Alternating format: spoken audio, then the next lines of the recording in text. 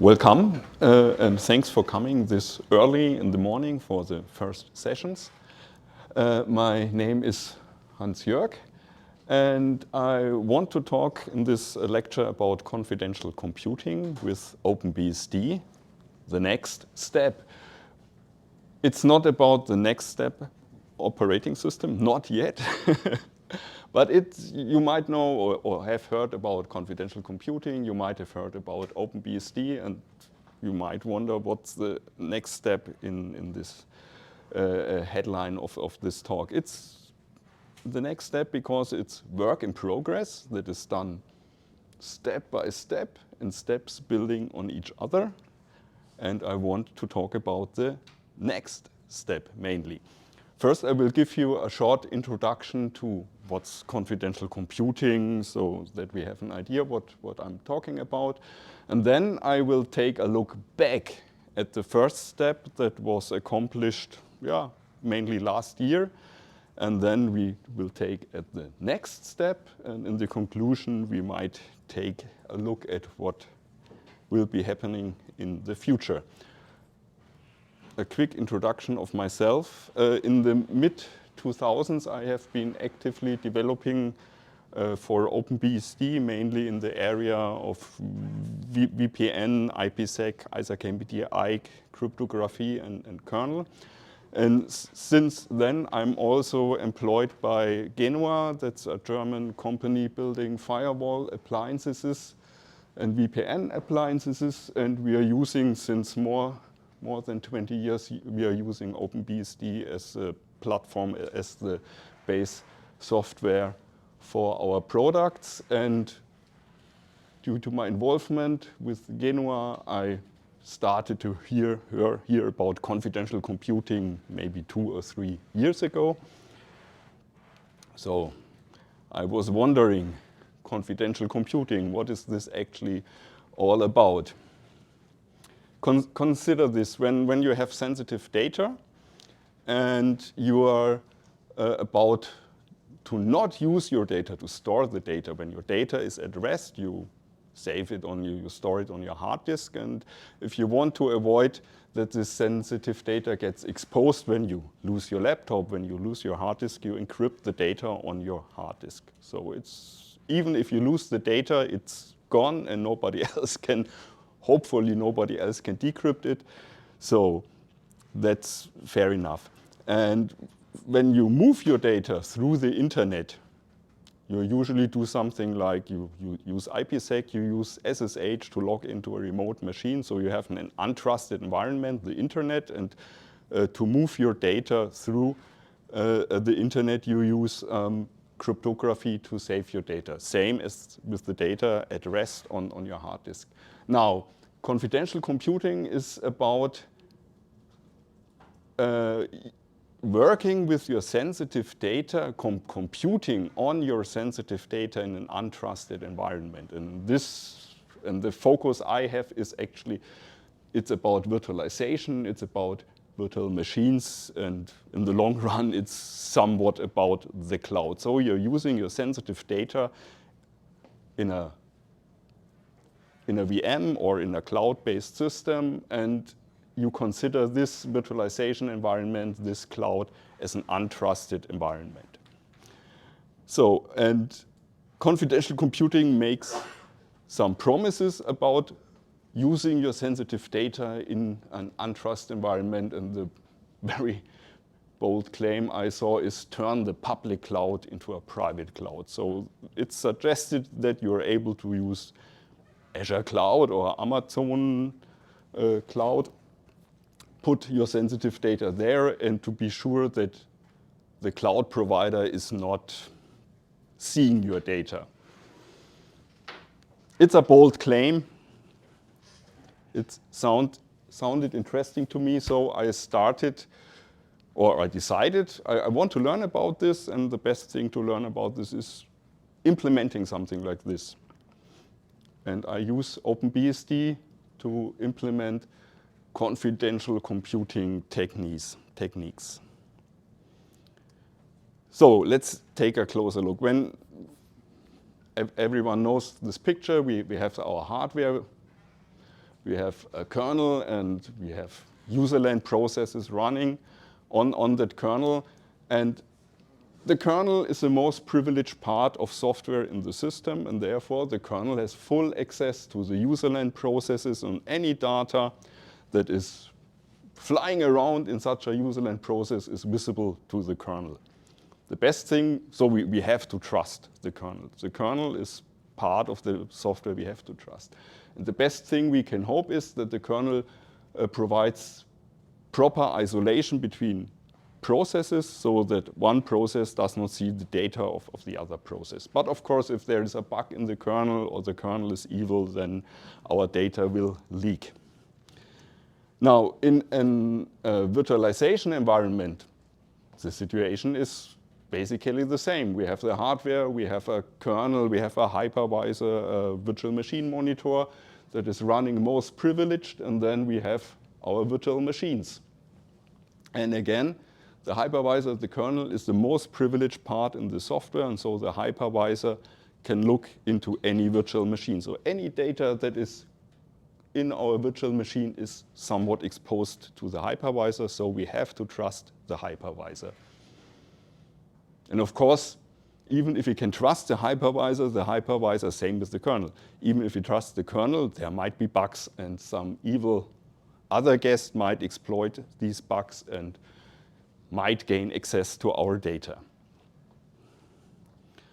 So, and the promise that confidential computing is giving is that we can use encryption to encrypt the data, the memory used by the individual virtual machines. And the kernel, the hypervisor kernel can only see the encrypted images or image of the memory. The hypervisor only sees ciphertext. While the guest is running, the guest itself sees the memory decrypted. However, the kernel sees the memory only encrypted.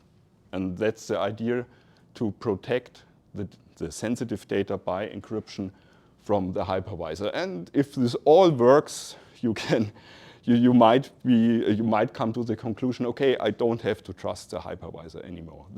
I'd say that's the goal, that's the direction. So what I'm talking here about now is, or what I'm focusing on, is encryption of the runtime of a virtual machine, the memory.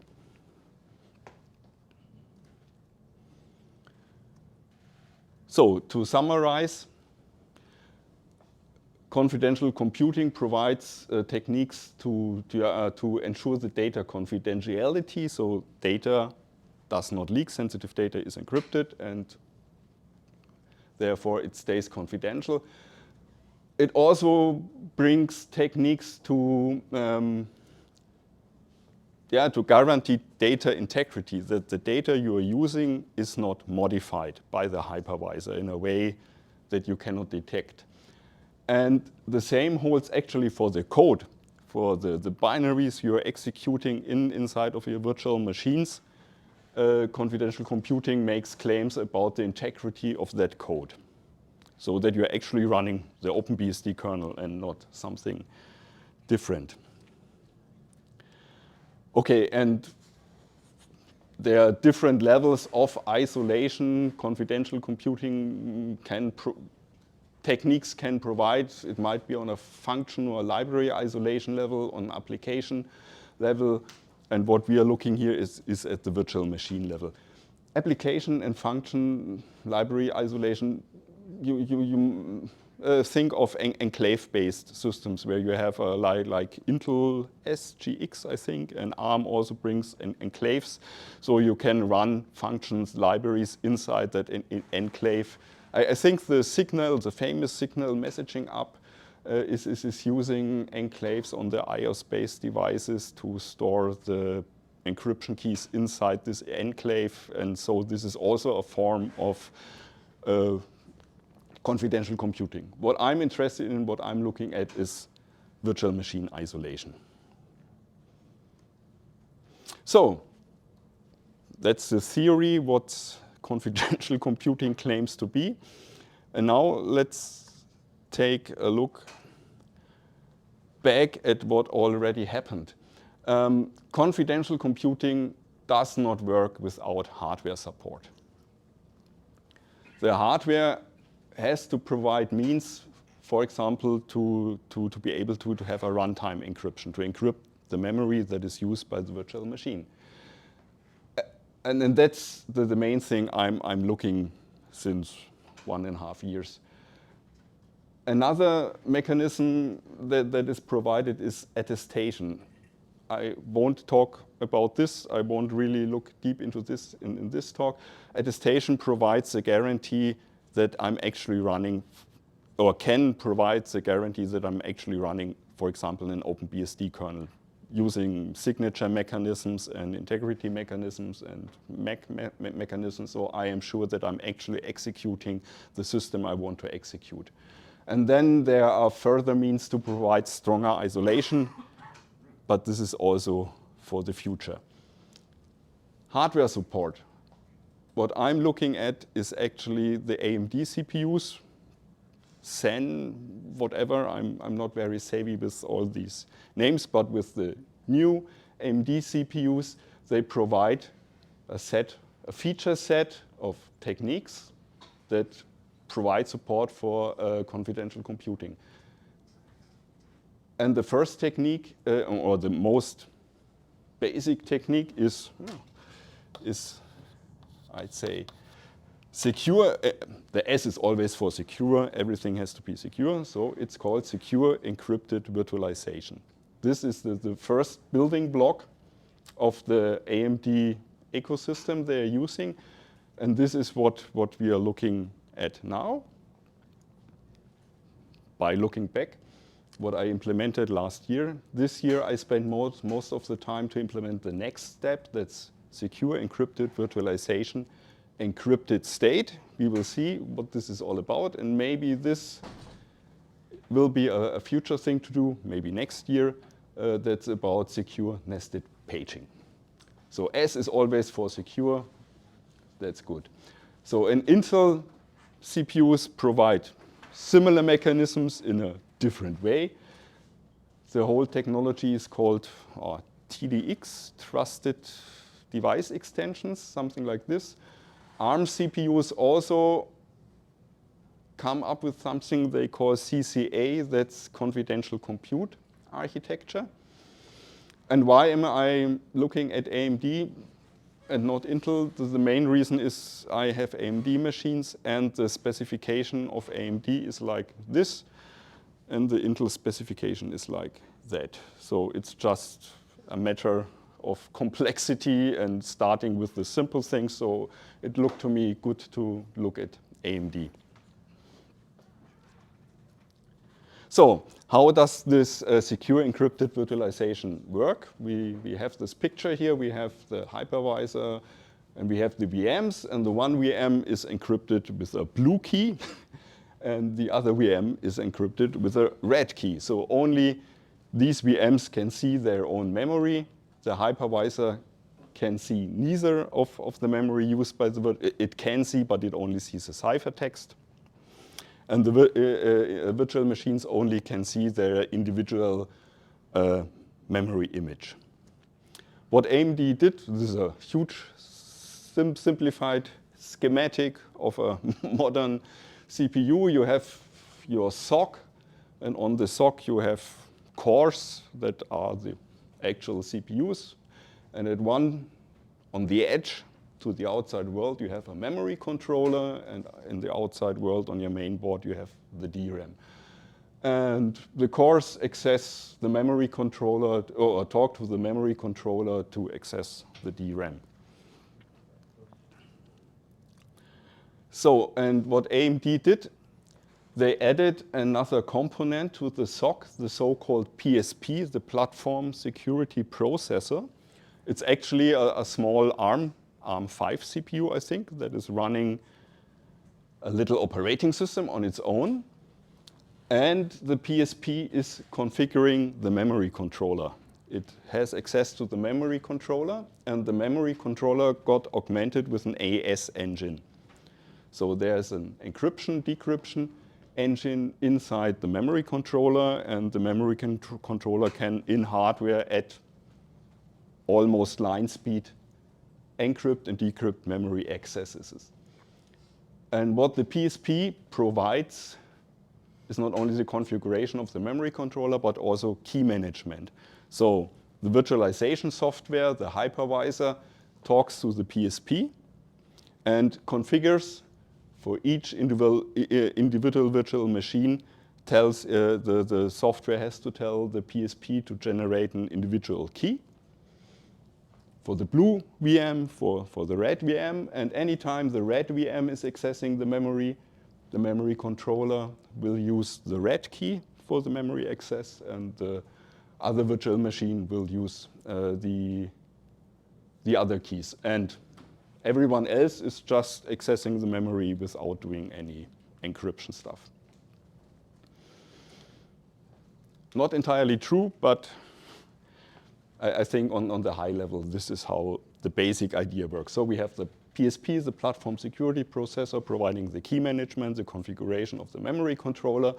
The memory controller can analyze the memory access and use the proper key for the individual memory access.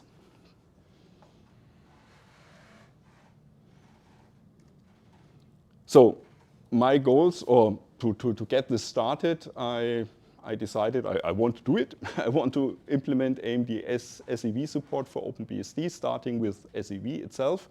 And what I had to do is to implement a driver, PSP4, to talk so that the virtualization software can talk to the platform controller and kick off all these things, generate a key, configure the VM to use encryption and stuff like this. What the PSP also does is attestation.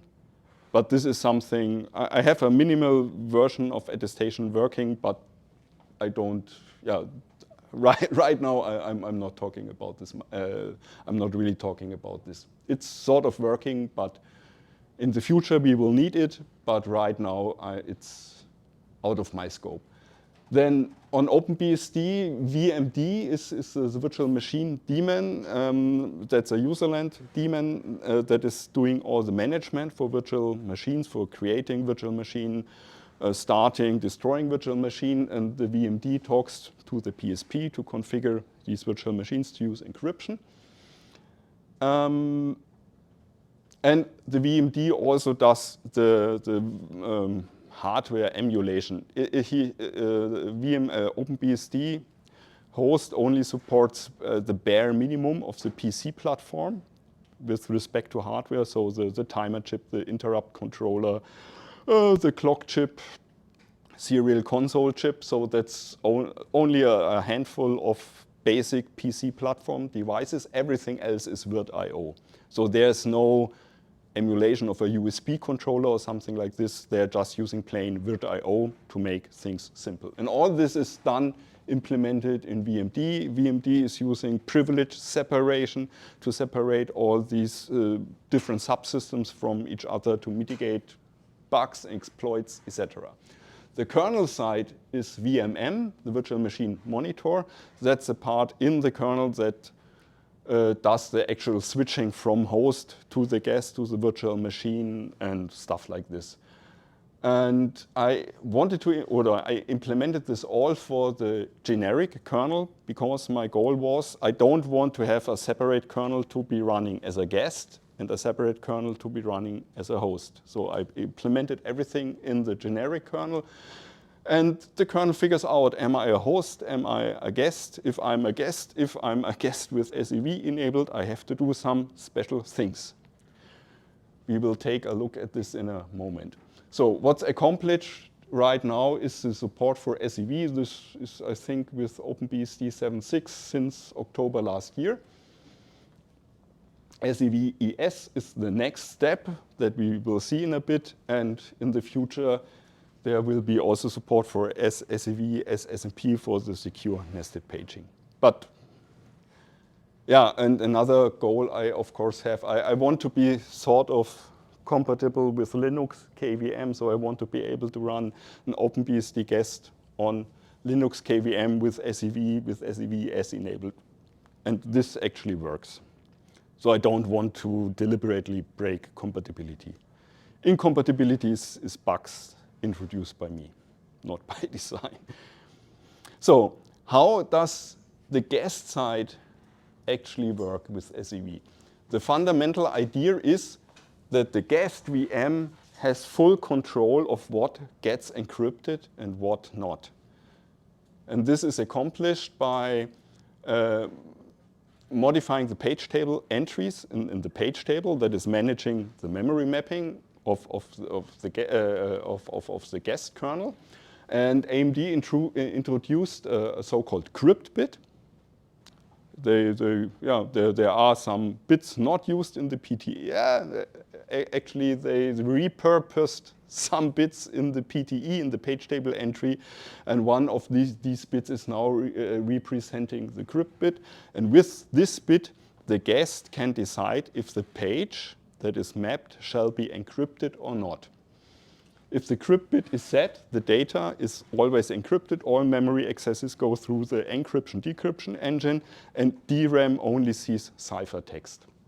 If the bit is clear, data is not encrypted, and DRAM sees the plaintext. This means this data can be shared with the outside world, with the world outside of the virtual machine, meaning the hypervisor. Why do we need this? As I said before, I'm mainly using virt.io for device I/O, and at some point when I want to write a block to the disk, the hypervisor has to see this data block. The hypervisor has to parse the virt.io protocol written inside this command block of the virt.io protocol. So the VMD has to see the plain text of this communication. So it can do the virt.io work.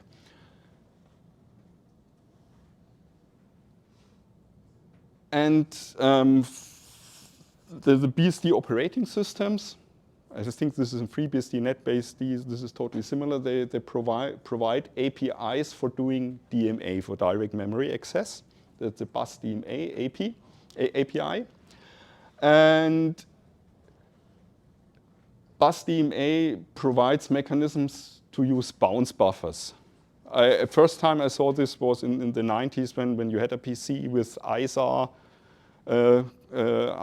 hardware cards, and the ISA bus was only able to address the low 16 megabyte of physical memory. And if you had more physical memory in your machine, stunning 64 megabyte or something like this, the BusDMA API, BusDMA inner workings had to use bounce buffers. When you're actually using high memory, you had to copy it down into the low memory, so the hardware can access the low memory. And I'm using exactly that same mechanism. The actual data, the actual commands or command and data blocks for virt.io are all built in encrypted memory that is not shareable with the hypervisor. But at the right time, the data is copied to our bounce buffer, and this bounce buffer is mapped without encryption. This bounce buffer is mapped in plain text, and this bounce buffer is then visible to VMD, and so VMD can do the virt.io. On the way back, when data goes into the virtual machine, it first goes to a bounce buffer, is copied to encrypted memory, and then can be used by the virtual machine. Performance, awesome. You're copying back and forth stuff, so there is room for improvement. Let's take a short look at how this, at the big picture. Up there, we have the guest executing some code. And when the guest is accessing, no mouse pointer, okay. So, and when the guest is accessing some virtual address, this virtual address is translated to a guest physical address using the guest page tables, these red ones. These are the guest page tables. They are also encrypted in memory. They are only visible to the guest and not visible to the host. The virtual address gets translated to a guest physical address. And with nested paging, this guest physical address is sent through the nested page table, the gray one. And the nested page table is controlled by the host. And the guest physical address is then translated to an actual physical address that is mapped to DRAM in the end. The important thing is that the crypt bit, this is this small red box, the state of the crypt bit is derived from the guest page table walk and is forwarded to the resulting host physical address. And the host physical address, that's what I said earlier, there are some bits repurposed. The highest address bit of the physical address, the upper 12 bits of the physical address are not used at the current point. So the topmost physical address bit is 51, 52, depends on how you count. And that uppermost bit is reflecting the state of the crypt bit. In that particular example, the crypt bit is set. So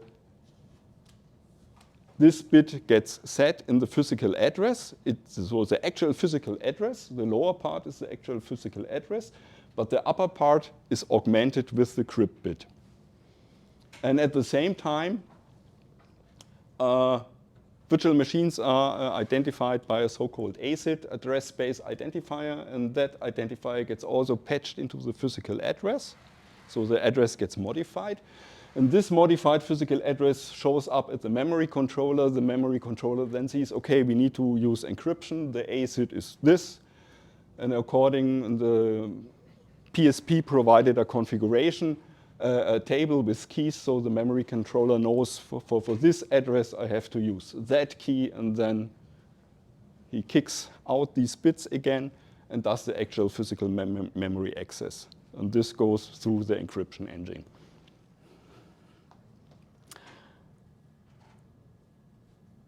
Okay, let's skip this. So there are limitations. The first limitation, or the critical limitation, is the memory is now encrypted and not visible to the hypervisor anymore. However, the state of the CPU, of the virtual CPU, is still fully visible to the hypervisor. We will see the details in a moment. And this includes the extended floating point unit state. And as you might know, when you're using AES and I, the hardware instructions for doing AES, these are implemented within the FPU. So the hypervisor is still able to see actually AES keys in the FPU. If you do IPsec, you're using, or we are using AES in the IPsec stack, AES and I in the IPsec stack, so the hypervisor would still be able to see the IPsec keys that you are using to communicate over an untrusted network. And therefore, AMD provided the next step with SEV-ES, meaning encrypted state. So all the CPU state is now encrypted. The full CPU state, all registers, all FPU state and some other stuff is now encrypted and not visible to the hypervisor anymore. A nice thing, but it opens a can of worms for implementation. And that's what we are looking now. This is what I've done most of the last half year, implementing support for the CPU state encryption. Consider a regular VM. AMD calls the VMs SVM, Secure Virtual Machines. So the S has to be there. And if you have a regular SVM or a SEV-enabled VM without using state encryption, when you switch from guest to host, only the minimal state of the vCPU gets saved in a data structure called Virtual Machine Control Book. We will take a look in a bit. And everything else, the general purpose registers, have to be saved by the VMM, by the kernel side of the hypervisor. if you know exception interrupt handling, it's somewhat similar. When the exception happens, the CPU automatically saves stuff like the flex register, the stack pointer, code segment, return address, something like this, handful of information, and everything else. All the general purpose registers have to be saved by the interrupt handler itself. If you look at the code, the interrupt handler is doing at the beginning right away, push, pushing all the general purpose registers on the stack into the stack frame data structure that is on the stack. And something similar is happening here. The minimal state is saved to the VMCP, and everything else has to be saved by the hypervisor. Now, with SEV-ES enabled, this completely changed. Now the full vCPU state, including the FPU state, is saved to a new data structure called virtual machine safe area, and that one gets stored into DRAM and is fully encrypted. So the vCPU state is not visible to the hypervisor anymore because it's encrypted. The hypervisor can only see the ciphertext.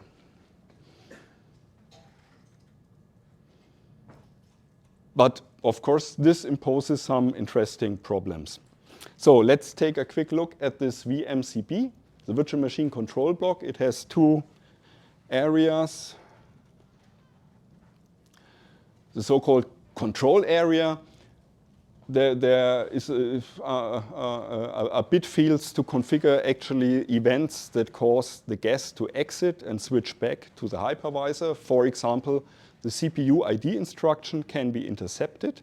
CPU ID instruction provides information about the CPU, and this is one of the first things that the kernel is doing. When the kernel is booting, it calls CPU ID to figure out, am I an Intel CPU, am I an AMD CPU, what feature sets do I have, and what not. This is all happening with the CPU ID instruction. And the hypervisor needs to control this because maybe only a subset of the actual feature set can be virtualized. Therefore, CPU ID usually gets intercepted, and this is controlled, and this is configured in the control block. The control block in the control area. The control area also provides exit infos. When the guest exit, it provides the information the guest executed in CPU ID instruction. Therefore, we exit. You have to do something. And then the VMCP has a so-called safe area, and there is some of the minimal CPU state saved in this area. Some hidden states, the segment registers, but not the full register. General purpose registers are not saved there. Only the minimal VPU state. vCPU state, difficult word. So, and there are instructions VM save and VM load that are used by the hypervisor to store and load the state to and from the virtual machine control block. Everything else is stored in OpenBSD. In VMM, it's called the vCPU, or it's just struct vCPU. And this data structure includes the full FPU state, all the GPRs, general purpose registers, are pointed to the VMCP, other information like a para-virtualized clock, stuff like this. This is all what you need when you implement the virtual machine. This is all the state you need to know somehow. And in this data structure, for example, the FPU and the general purpose registers are saved. And this is maintained by VMM. And this is all software designed. Now, with encrypted state enabled, the control block, VM control block, is a little bit modified. The safe area is not used anymore. But the hypervisor has to provide additional memory and to provide the physical address of that memory is provided in the VMCP. And then when the VM exits, when the guest exits, all the full vCPU state gets stored in that area, and that area is encrypted. It ends up in DRAM, and going to DRAM means it is encrypted. So all the state is there, all the GPRs, all the FPU, all the AES and I keys are there encrypted, not visible to the hypervisor anymore. Yeah. Yeah, let's skip this and let's take a look. So what is happening with a regular VM? There's no SEV-ES at play. And the VM is executing a CPU ID instruction. The guest exits, the CPU switches from guest mode to back to host mode, saves the minimal state in the VMCB, and indicates with the exit code or CPU ID that is also stored in the VMCB that the guest was executing or is or wants to execute a CPU ID instruction. CPU ID actually uses the A register to specify a CPU ID function, a set of information it wants to query. This is specified in the A register, EAX, and the response is stored in the registers A, B, C, and D, depending on the actual function call. But these are the 4 registers that are used here. So when the hypervisor is entered, the hypervisor saves all the registers in the vCPU data structure. And then it can actually depatch what was going on. It sees our CPU ID and handles over to a function that is basically emulating CPU ID. So this function is looking at the vCPU state. What was the value of the A register? The guest wants to query this particular function. So compute the result and store the result in the vCPU data structure in the registers A, B, C, D. And then when going back to the guest, the code for entering the guest reads the vCPU state, pushes back all the registers, loads back all the registers into the CPU, and then enters the guest behind the actual CPU ID instructions. The monitor also adjusts the instruction pointer to point behind the CPU ID instruction. And from the guest point of view, the CPU ID, it looks like as if the CPU ID instruction has been executed, but it hadn't. Instead, the guest was exited, control handed over to the VMM. VMM computed the result and augmented and adjusted the register to reflect the result. So, and now with the encrypted state, this does not work anymore because we cannot see the registers. So how is this supposed to work? Let's take a look at this. When the guest has to exit, for example, when the guest is executing a CPU ID instruction, then the guest is not exited, but the CPU is generating an exception, the VC, virtual control exception, and sends this to the guest. And the exception handler within the guest, we are not yet, we are still in the guest. We want to do CPU ID. We are getting, instead of executing CPU ID, we get an exception. The exception handler has to somewhat figure out, we want to do CPU ID, and now I have to call the hypervisor and tell the hypervisor I want to do CPU ID. And for this, we are using a so-called guest-host communication block, GHCB. That's very difficult for me to say, GHCB. And this is a page shared with the hypervisor. It's not encrypted. The guest decides this page is plain text, and this page is to be used for communication with the hypervisor. And there, for example, the GPRs, the registers that are used for the particular operation, in that case CPU ID, the A register can be stored in this register, so in this communication block. So the guest can decide to do CPU ID, I need to expose the A register to the hypervisor, and the guest can expose the A register. Nothing else, just the A register. So, what is happening here? So the guest now running with encrypted state wants to use the CPU, wants to issue or issues an CPU ID instruction. The CPU generates a VC, stops the guest and generates a VC exception, and then all the things are happening that are happening when the exception is generated, and the guest ends up in the exception handler for the VC exception. The error code of that exception provides information what was going on. It provides the information that we did in CPU ID instruction, and so the exception handler knows, we want to do CPU ID instruction, and can store the required information in the GHCB, the value of the A register, and the information I want to do in CPU ID instruction. And then the guest does explicitly a VM call. That's an instruction that leaves the guest and switches back to the hypervisor. And the exit code is VM gexit, guest exit. And what's happening during the exit, all the state gets saved to, the minimal state gets saved to the VMCB, and everything else goes to the VM SA, to the safe area, encrypted, and all the state of the CPU is hidden from the hypervisor.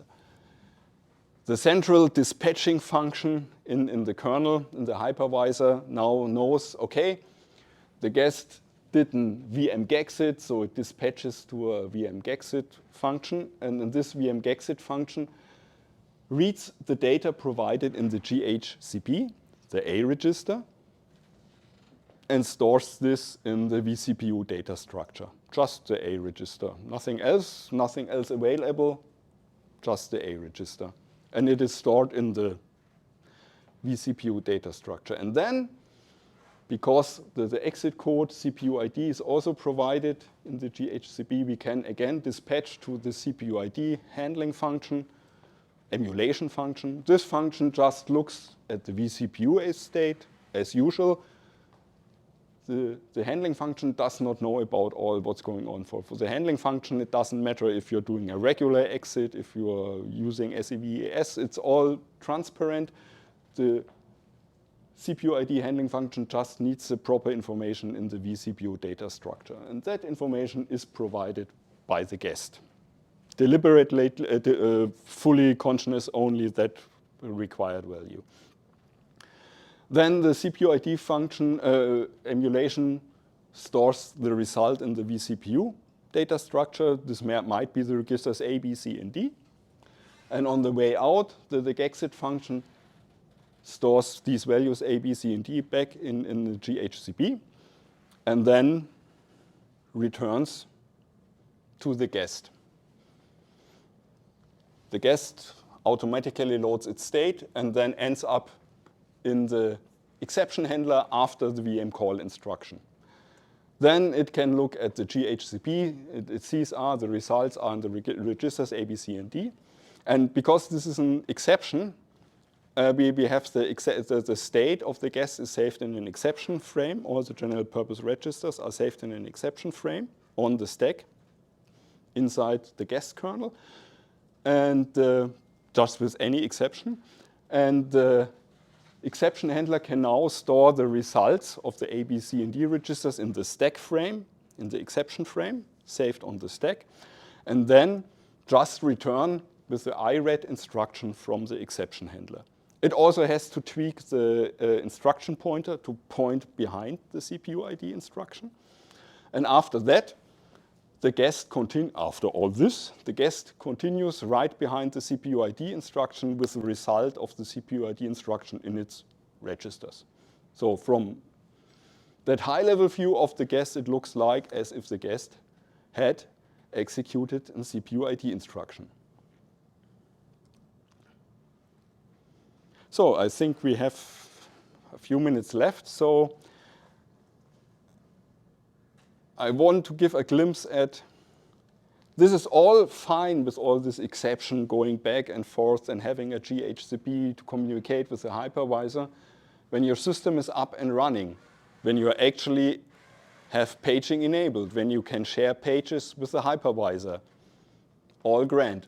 But in the beginning, the first instruction executed by the kernel, not the first, but among the, I think it's 10, 15 instructions, and then the kernel does a CPU ID when in the startup code. In OpenBSD, the startup code is in a file called locale0. This is all assembler. And one of the first things it does is CPU ID. It wants to figure out, am I running on Intel, AMD, and whatever. So the guest does not know that he is a guest, or the guest might be a host. He does not know this. So we are not enlightened yet. We don't know anything, and we are a plain generic kernel. How to deal with that situation? If we do CPU ID, we will raise. If we are running on a hypervisor with SEV-ES with encrypted state enable, this will raise an exception. If not, it won't.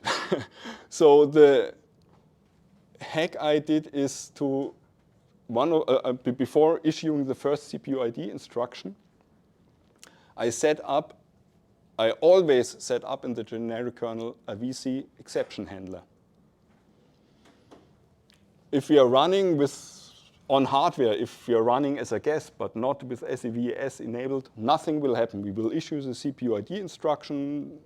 The instruction will proceed as usual, and nothing will happen. We get the results, and all is fine. However, if SEV-ES enabled, we will raise that exception and end up in the exception handler. In an exception handler, because it's a very stripped down and simplified version, because in the beginning, we don't have paging enabled. We are running without paging. We cannot. And the central or the core mechanism to share pages between hypervisor and guest is using paging by setting the crypt bit or clearing the crypt bit. But we are not running with paging at all. So we cannot use this. So we cannot configure a GHCB. We cannot use this to communicate with the hypervisor.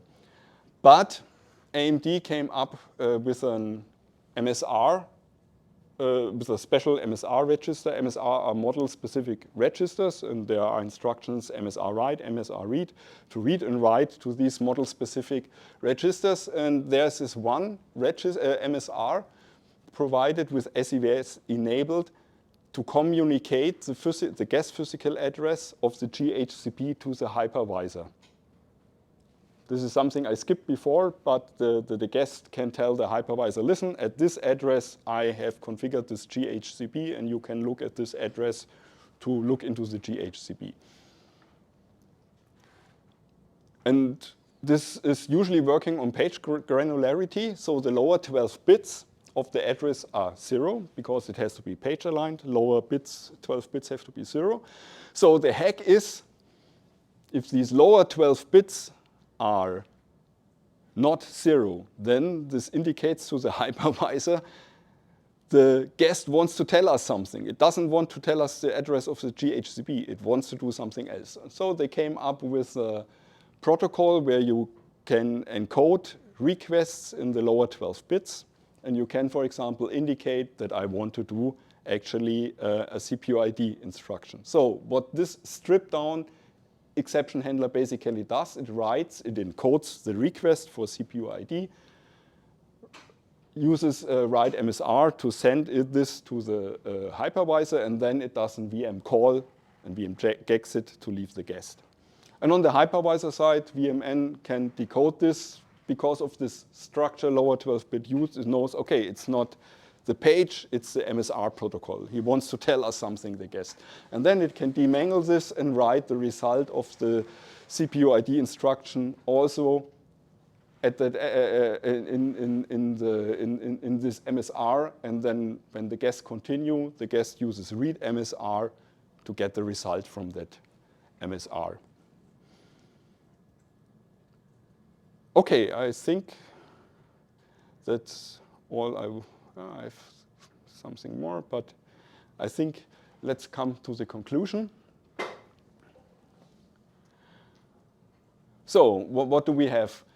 The next step is sort of done. SEV-ES is working with OpenBSD current. Parts of it is already committed. So the whole diff is on the tech mailing list.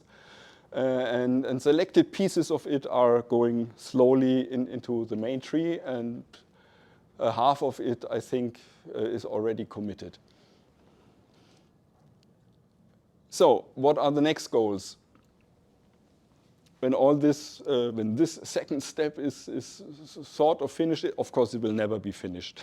But if that second step is finished, I consider to work on SNP, so this next level that provides special mechanisms for data integrity. Right now we only talked about data encryption, confidentiality, and SNP will provide mechanisms, extended mechanisms for integrity, and this is something I'm already working on, and I have OpenBSD running on a Linux KVM host that can use SNP. But the host side, the hypervisor side for OpenBSD is not done yet. But this is the hottest topic for the next month, I think. Then, of course, performance is a big, I've talked about these bounce buffers. You have all seen this back and forth for just one instruction going exception, monitor, exception. Also, there has to be done something. Then something I not really have talked about is all this attestation stuff. Do I actually know that I'm actually running the OpenBSD kernel on an AMD CPU or not on an emulator that is posing to be an AMD CPU? So attestation, this is important.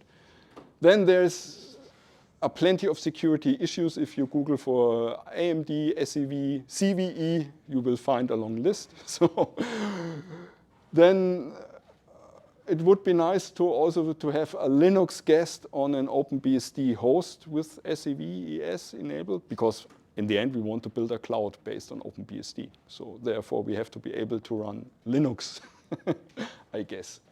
Yeah, and whatnot. So thanks for your attention. Thanks to the streaming team for making this all work. And questions. I think we have a few minutes for questions if you.